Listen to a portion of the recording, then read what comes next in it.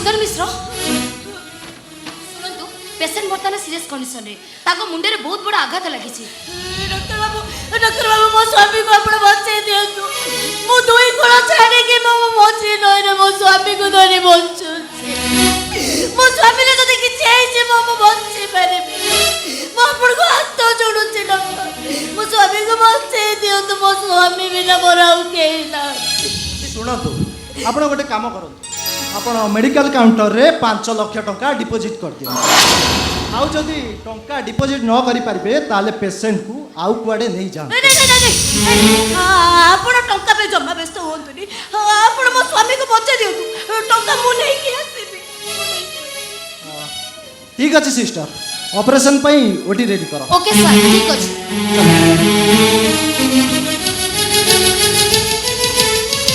जाओ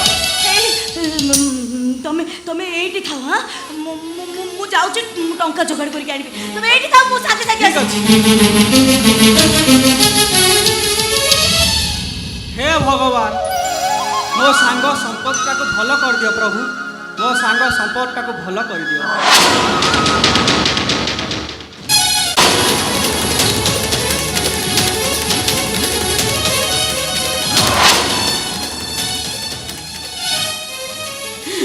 बेईमान ये समस्त जने जने बेईमान सानो बाबू तू भी गोटे बेईमान ए ऊपर वाला भी गोटे बेईमान ए ऊपर वाला मो संगे एमती बेईमानी गला जे मो खुशी रो जीवनटा आरंभ हो मते पंगु करी देला समस्ते कहउचंती मु कुआडे कोटिपति दादार हाउला पुतुरा ले जा खुशी रे मु खुशी होउतिली जिया हसिले मु हसुतिली सिए भी मो सहित बेईमानी कला निजे खुशी रे रहिबो बोली सबुदिन मते पर करी देई चाली गला सानो बाबू मु जाने आपणकर शीतल दीदी कथा मन पड़ुची ना मु कहीं कथा मन पकईबी सी मोर किया कि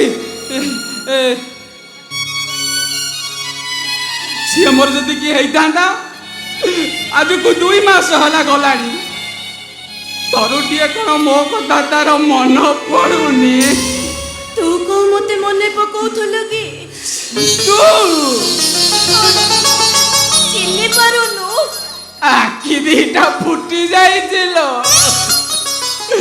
देखा जाउनी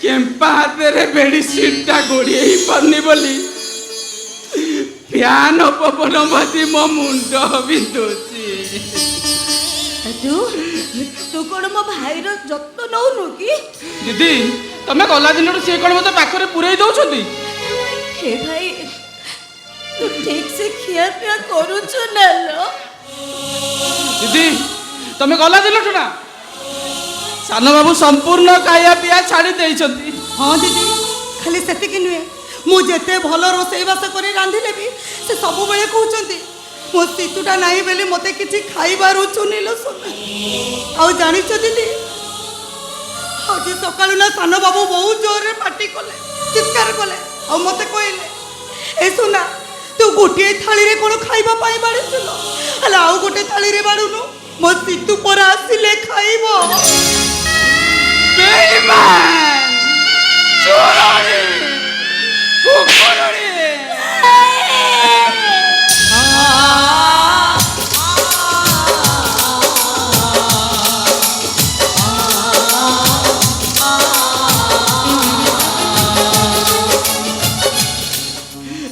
सितु तो कथा ना मोर बहुत मने पड़े लो कहीं ଆଗକୁ ତୁ ମତେ ଆଉ ଦେଖି ପାରିବୁନି ଲୋ ଭାଇ।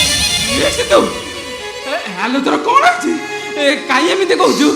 ସତ କହୁଛି ଲୋ ଭାଇ, ମୁଁ ଆଉ ବଞ୍ଚିବିନି।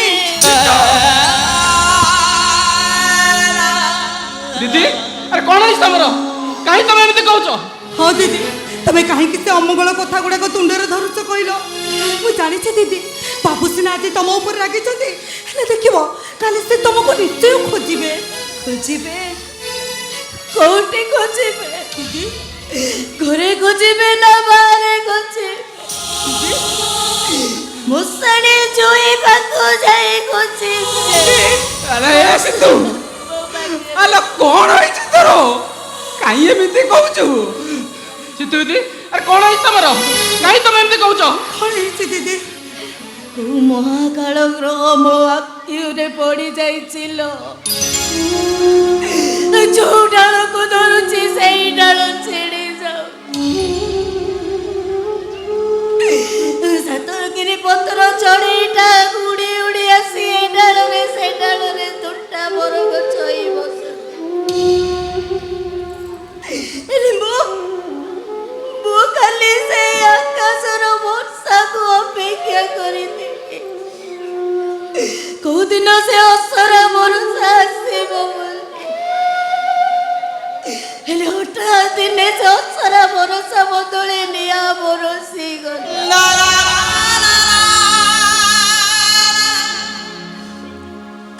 ଆଉ ସେଇ ନିଆଁ ବରଷାରେ ସେ ତୁଟା ବର ଗଛଟା ଜଳିଗଲା ଲୋ ଭାଇ। ବର ଗଛଟା ତ ଜଳିଗଲା। ସେ ଉଡା ଚଢେଇଟା ଯୋଉ ତୁଟା ବର ଗଛ ପାଖରେ ଆସରା କରୁଥିଲା, ତା ପିଠିରେ ବି ନିଆଁ ଲାଗିଗଲା।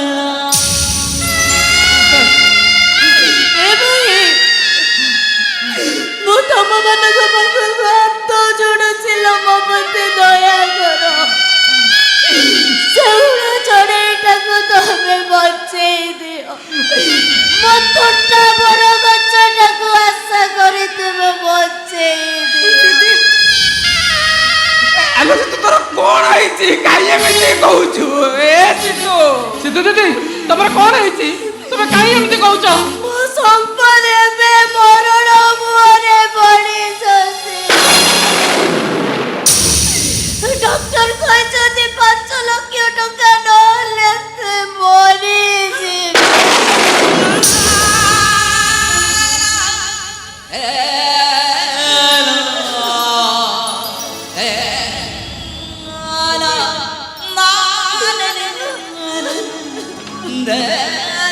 ଆଲୋ ସିତୁ ଆଲୋ ତୁ ଜମା ବ୍ୟସ୍ତ ହ ନା। 5 ଲକ୍ଷ ଟଙ୍କା ତ? ଆଲୋ ତୋର ଗୋଟେ ଡ୍ରେସର ଦାମ ପୁରା 50,000 ଟଙ୍କାରୁ ଅଧିକା। ଏଇ ଦେଖୁନୁ, ମୁଁ ପରା ଏବେ 500 ଟଙ୍କିଆ ଶାଢୀ ପିନ୍ଧୁଛି। ଦିଦି, ତମେ ଏମିତି କଣ ସବୁ କହିଯାଉଛ? ଦିଦି, ତମ ଜନ୍ମଦିନରେ ବାବୁ ପରା ଭିକାରୀ ମାନଙ୍କୁ ଲକ୍ଷ ଲକ୍ଷ ଟଙ୍କା ଦାନ କରିଦିଅନ୍ତି। ଭିକାରୀ ସାଜି ମୁଁ ତମ ମାନଙ୍କ ପାଖକୁ ଆଶା ଭରସା ନେଇକି ଆସି। ହେ ବଡ ବଡ ବାବୁ ମାନେ, ମୋ ସ୍ୱାମୀକୁ ବଞ୍ଚେଇ ଦିଅ। ମୁଁ ତମ ଆଗରେ କାନ୍ଦି ବଞ୍ଚେଇ ଭିକ ମାଗୁଛି। ମୋ ପ୍ରତି ଟିକେ ଦୟା କର। ମୋ ଡାଲିଙ୍କୁ ଟିକେ ଡାକି ଦିଅ। ଦିଦି ବାବୁ କଣ ଅଛନ୍ତି? ବାବୁ ବା ଆମେରିକା ଯାଇଛନ୍ତି। ଫେରୁ ଫେରୁ 3 କି 4 ମାସ ଲାଗିଯିବ। ତମେ ମୁଁ କଣ ଟଙ୍କା ନେଇକି ଯାଇପାରିବିନି? ତୁ ଜମାରୁ ବ୍ୟସ୍ତ ହ ନା। ଦାଦା ନା ତାଙ୍କ ଗଡରେଜରେ ବହୁତ ଟଙ୍କା ରଖିଛନ୍ତି। ମୁଁ ତତେ ଟଙ୍କା ଆଣିଦେବି। ସାଧୁ ଆମ ସାଙ୍ଗରେ ତାଙ୍କୁ ଟଙ୍କା ଆଣିଦେବା। ସାନ ବାବୁ ବାବୁ ପା ତାଲା ପକେଇ ଚାବି ସାଙ୍ଗରେ ନେଇ ଯାଇଛନ୍ତି। ନେଇଯାଆନ୍ତୁ, ନେଇଗଲା ସେଇଠୁ। ତା ବୋଲି କ'ଣ ଆମ ଦିଦି ଏମିତି ତୁ ଖାଲି ହାତରେ ଫେରିଯିବେ? ହେ ସାଧୁ ଭାଇ, ତୁ ପୁରା ନିଜେ ଦେଖିଛୁ ଆମ ଶୀତୁ ଦିଦିଙ୍କ ପାଇଁ ବାବୁ ଆମର କେତେ କେତେ ଗହଣା କିଣି ରଖିଛନ୍ତି। ହେ ସାଧୁ ଭାଇ, ସେଇ ଗହଣାରୁ ଯଦି ଗୋଟିଏ ବିକ୍ରି ହେଇଯିବ ତାହେଲେ କେତେ ଟଙ୍କା ହବ? ଯା ସାଧୁ ଭାଇ, ତୁ ଯା। ହଁ ଲୋ ସେତୁ, ଆଲୋ ତୋର ଗୋଟେ ହାର ଦାମ ପୁରା 20 ରୁ 25 ଲକ୍ଷ ଟଙ୍କାରୁ ଅଧିକା ହବ। ସେସବୁ କ'ଣ ଆଉ ଅଛି? ଏ ଦିଦି ଗଲା ପରେ ବାବୁ ସେ ସବୁ ନେଇ ବ୍ୟାଙ୍କ ଲକରରେ ରଖିଦେଇଛନ୍ତି।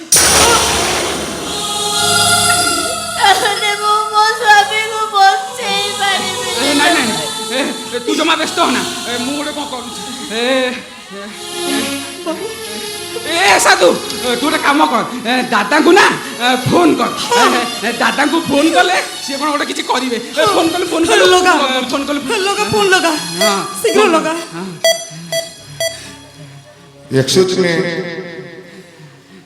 ହ୍ୟାଲୋ ସାନ ବାବୁ, ରିଙ୍ଗ ହେଲାଣି, ଆପଣ କଥା ହୁଅନ୍ତୁ। ଦାଦା ଦାଦା ଦାଦା ଦାଦା ଦାଦା, ଆମ ଶୀତୁ ନା କ'ଣ ହେଲା? ମରିଗଲା ସେଇଟା? ଭଲ ହେଲା। ହ୍ୟାଲୋ ହ୍ୟାଲୋ ଡାର୍ଲିଂ, ଡାର୍ଲିଂ, ମୁଁ ତମ ଗେଲି ଶୀତୁ, ମୁଁ ଆସିଛି। ତମେ ଯା ପାଦରେ କଣ୍ଟା ଫୁଟିଗଲେ ତମେ ଘରଟାକୁ ହସ୍ପିଟାଲ କରିଦିଅ। ଆଉ ଯା ଜନ୍ମଦିନ ହେଲେ ତମେ ଅଫିସରେ ବୋନସ ବାନ୍ଧ। ମୁଁ ତମର ସେଇ ଗେଲି ଶୀତୁ ଆସିଛି। ମତେ ଟିକେ ସାହାଯ୍ୟ କର ଡାର୍ଲିଂ, ମୁଁ ବହୁତ ଅସୁବିଧାରେ ପଡ଼ିଛି। ମତେ ଟିକେ ସାହାଯ୍ୟ କର, ମତେ ମୋ ପ୍ରତି ଏତିକି ଦୟା କର ଡାର୍ଲିଂ, ମତେ ଟିକେ ଦୟା କର। ମୋ ସ୍ୱାମୀ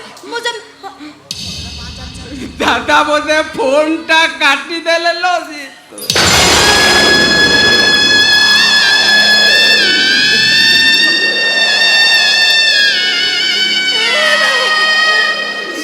ତାମାନେ ମୋ ଟଙ୍କା ପାଇବିନି, ମୋ ସ୍ୱାମୀକି ବଞ୍ଚେଇ।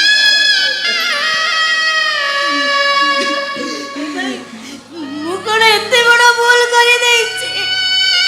ଭଲ ପାଇବାଟା କ'ଣ ମୋର ଭୁଲ ହେଇଗଲା? ନାଇଁ ଲୋ ଭଉଣୀ,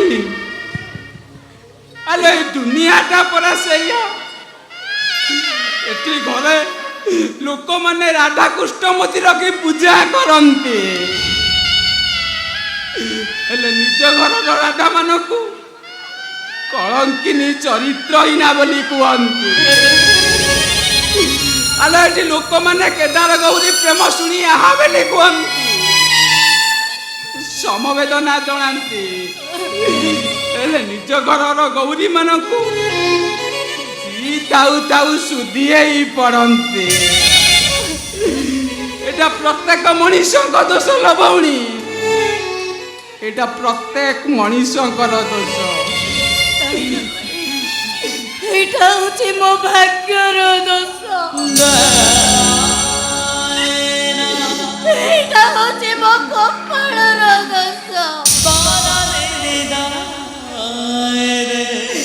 ଯୋଉଥିପାଇଁ କି ଆଜି ନିଜ ଲୋକଟା ବି ମୁହଁ ବୁଲେଇ ଚାଲେ।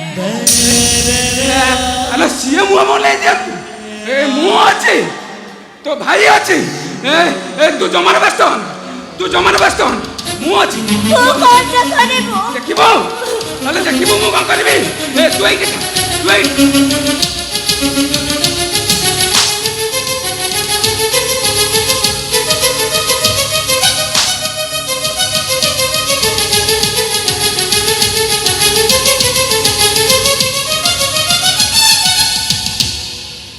জালো ভৌণী, ইয়া ভিতরে অমূল্য সম্পদ ଅଛି। কোন সোনা? তাঠু ବି দামি। কোন হীরা? তাঠু ବି আହୁରି দামি। দেলু মু দেখে সে ব্যাগরে কোন অমূল্য জিনিসটা আছে।